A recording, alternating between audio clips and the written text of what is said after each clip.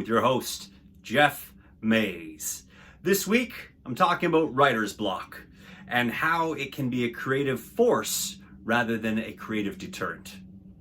Let's slide on over and take a listen. Okay, so a number of weeks ago, I was talking to a buddy of mine who happens to be a writer. And he was bitching about the fact that, like happens from time to time, that he had writer's block. He had all this free time on his hands, and he couldn't get out a single word on the page because he was blocked. And, I can understand that's got to be frustrating. You've got free time, you want to be creative, you sit down to be creative, and you're not creative.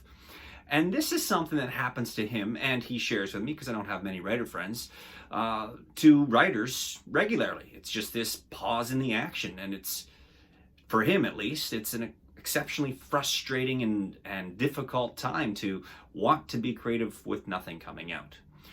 And I didn't quite understand it. Truly, I didn't. I don't get writer's block. I'm not a writer. I don't struggle with putting word to page because it's not something I do. So what's writer's block? It's this thing. And as an actor, when I go to act, I don't just not act. I have to act when they call action. So I don't quite understand writer's block. But in the attempts to understanding my buddy and this struggle that he goes through, I've spent the last little while thinking about it and trying to put myself into his shoes. And during this time frame, you may have noticed, if you're a regular follower here of the Green Room, that this Green Room is coming out much later in the course of the month. Usually comes out much earlier. We're almost through April at this point. And during this time that I was thinking about writer's block and what it would be like to be stuck creatively, I was pondering what I was going to talk about on the Green Room this month. COVID's thrown me off. My gears aren't running the way they have been. I've been a little tired, this and that, and I didn't feel inspired. And I kept putting myself in my buddy's shoes and trying to relate that frustration. And then I ponder, what would I do for the Green Room this month? What do I do for the Green Room? I don't know. I don't feel inspired. And all these thoughts running through my head about lack of inspiration, lack of desire, the wanting to get my green room out for all of those who follow regularly, but just not having the tools, if you will, to do it. And then it clicked. For those of you who haven't obviously seen the connection here, the writer's block was akin to my block, quote unquote, for producing a Green Room this month. And the second I made that correlation or that realization, and for some of you out there, this may seem like such a very easy and obvious connection point, but for me it wasn't that easy and it wasn't that obvious. So when the light bulb went off above my head, I was like, writer's block is any form of creativity when it's blocked. When you want to be creative and you want to express yourself, but you're not exactly sure how to do it, where to do it, when to do it, any of the variables that stop you from being creative. For my buddy, he's speaking about the idea of not being able to bring to life the character that is ruminating in his head or the situation that's ruminating. For me, it was about finding the appropriate topic for the Green Room. And I had Green Room block for the last 4 weeks. When I made this realization and understood that the creative block in general is a process where creativity is stopped, I started to wonder about the value in it. Like, why do we get blocked? Why do you out there, for those artists out there, what is it that creates the block for you? Is it anything specific? Do you have a trigger for it? Is it a time of day, week, month, year?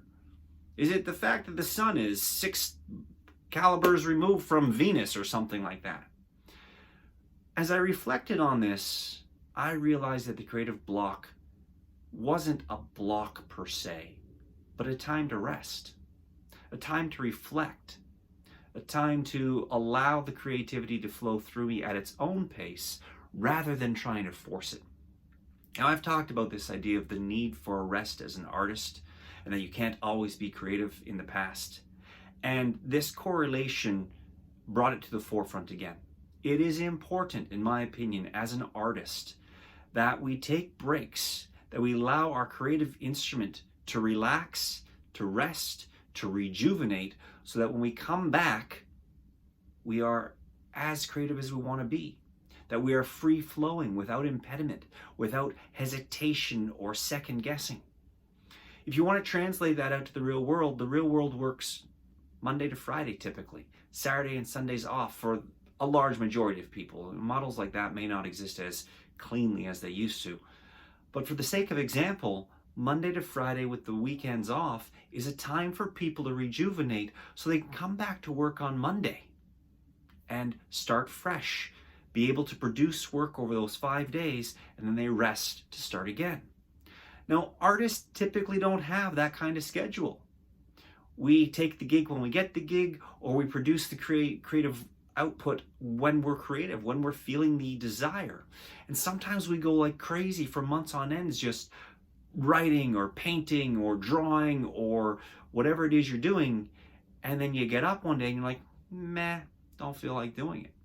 Now, you may have the desire to do it, but you may not have the drive, the creative flow. You may not know what to put on the page. And unlike my friend who gets frustrated, annoyed, and vexed about all of this, I make the suggestion that when you find yourself in a creative block, you take a deep breath and you listen to yourself.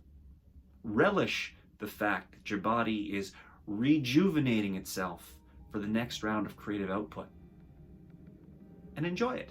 Take the break. We all need it.